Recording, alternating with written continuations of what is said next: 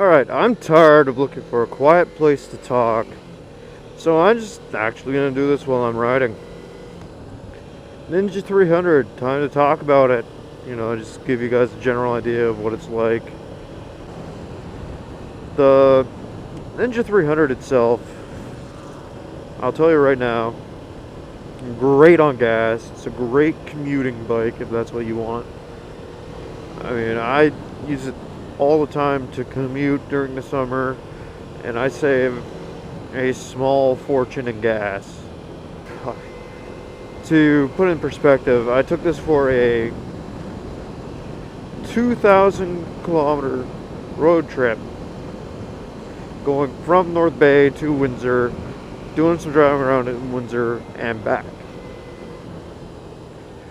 And first of all, the bike never missed a beat, and the speeds were averaging from 120 to 140 on the 401, which is one of the Canadian highways that stretch for a good distance. And this bike, like I said, it never missed a beat. It's still running perfectly fine. If anything, the exhaust is broken in now, and it's just running great. I've had zero issues with it. When it comes down to power, yeah, sure, it's a 300cc bike. It's gonna be a little bit down for what most people want, but for what I use this bike for, it's pretty much perfect. No word of a lie. It's quick enough to get me around town. It's got enough power to take me 140 kilometers an hour down the highway. And that's no easy feat. I'm a pretty big boy.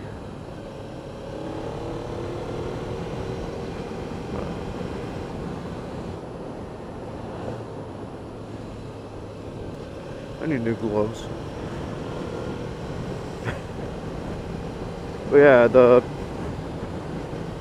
Ninja 300 is a great all-around general purpose bike.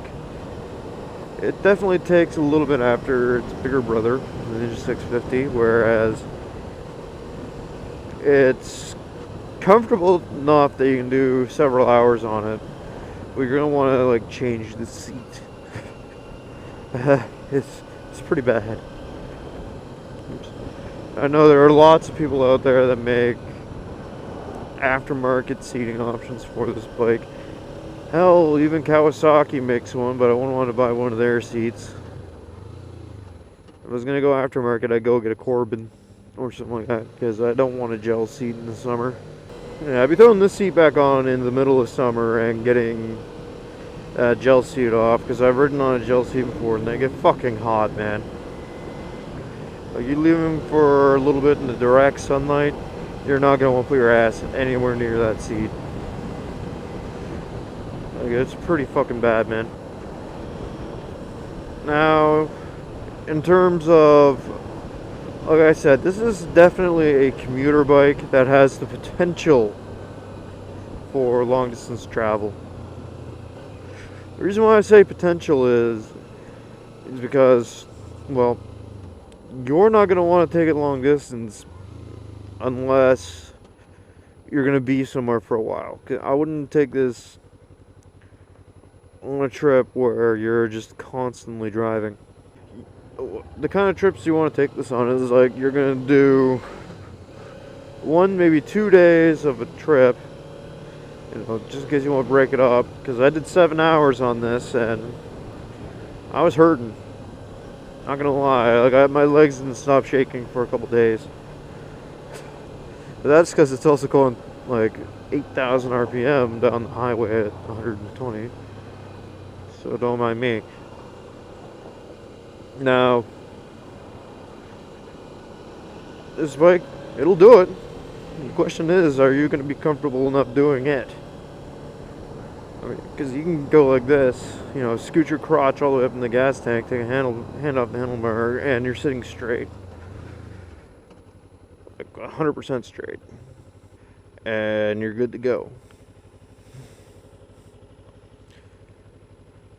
It is a trick that you use on a super sport, but It works for this.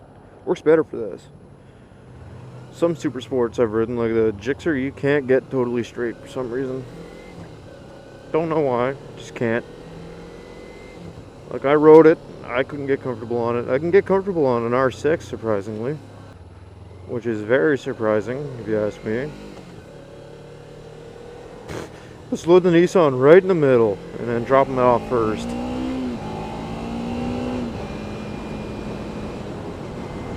That's better. Ninja 300 strong point though, and I'm going to give you a strong point, and then I'm going to follow them all up with the bad points.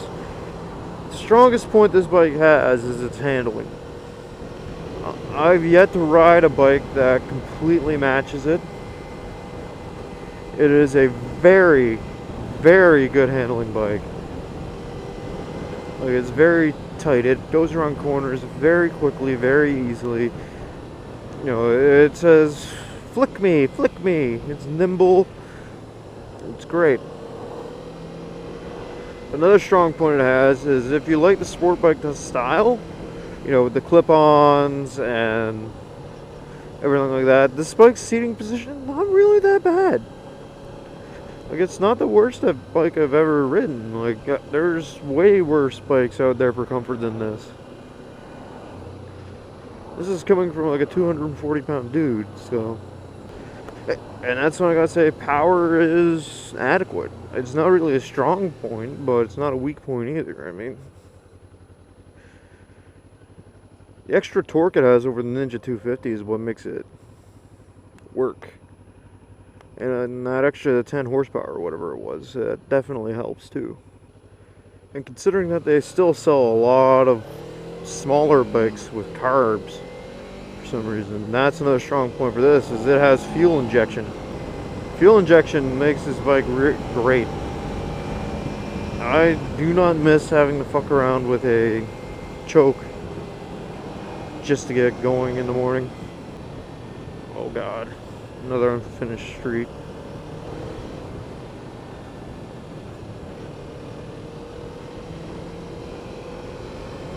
That was one of my least favorite points about owning my other bike, was it had to be choked every time to start up. Every fucking time. Okay, so some negative points. Well, Kawasaki is still doing recalls on it. That's a given. That's a problem. They gave me a recall check, so I brought it in just to get checked, and mine didn't need work done to it. Apparently, the problem with the ABS that makes it grind down one of the pads faster than the other one. Actually, it's not even ABS; it's all models. But there's a little like hook thing in the on the swing arm that holds all the cables that go back there in place. I think it's the brake switch light and the actual brake line. No, it might actually just be the brake line. I might be saying things out my ass. Pretty sure it's just the brake line actually. But there's a little hook there that holds everything in place, and at one point apparently it was bent more towards the brake caliper, which then held it down and made it basically grind down one brake pad faster than the other one. Mine, which is one of the ones that had the fix put in, which is a really simple fix, like anyone can go and check it. So if you have a Ninja 300, you want to check this, but the clip holding everything in was bent towards the thing, and all they did was bend it back straight back up if you did have the problem. Which, man, that's a really simple fix.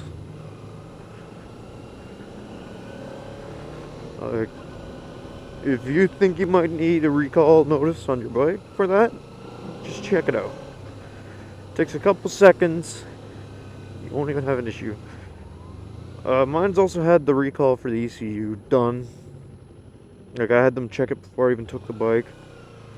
And it didn't need it, but at one point there was an ECU recall on I think it's the 13 models. Mine's a 14.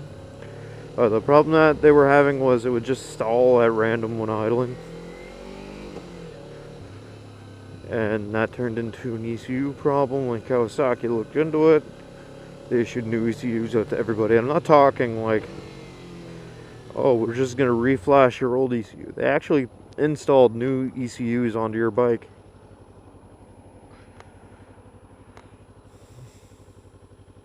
So, yeah, that was really good of them. That's one thing I like about Japanese manufacturers. When they fuck up, they fix it right. You know, they don't fuck you around. Okay. Another negative point for this is, like I said, the seat. It's not totally bad. I mean, I've been out for like an hour now and I haven't stopped at all. Besides one stop to, you know, point out the accident. So yeah, the seat, not the most comfortable you can have. There's more comfortable, there's less comfortable. I mean, it's not quite a sport bike seat. It's not quite a dirt bike seat. So, the seat's definitely negative. Suspension, it could use a little work, but that depends on basically what you want out of the bike. Like, I'm fine with the suspension the way it is because it's soft enough to soak up some bikes or bumps, but it's also stiff enough that when you want to push the bike, it doesn't like wallow around on you. Then there's the... No, that's really my only complaints. Like, other than that, I haven't had too many issues with this bike at all. Which is kind of surprising, to be honest, because usually bikes have a lot of downsides. But no, this one's pretty good. I mean, like I said, though, it's definitely a commuter bike around town, or if you don't mind all the shaking and the vibrating, you can take it on the freeway. I don't mind it. I'm probably going to do a trip with it again next year. I'm going to plan a stop somewhere in the middle. Yeah, that's really all I got to say about the Ninja 300 though, so I'm going to cut it off here.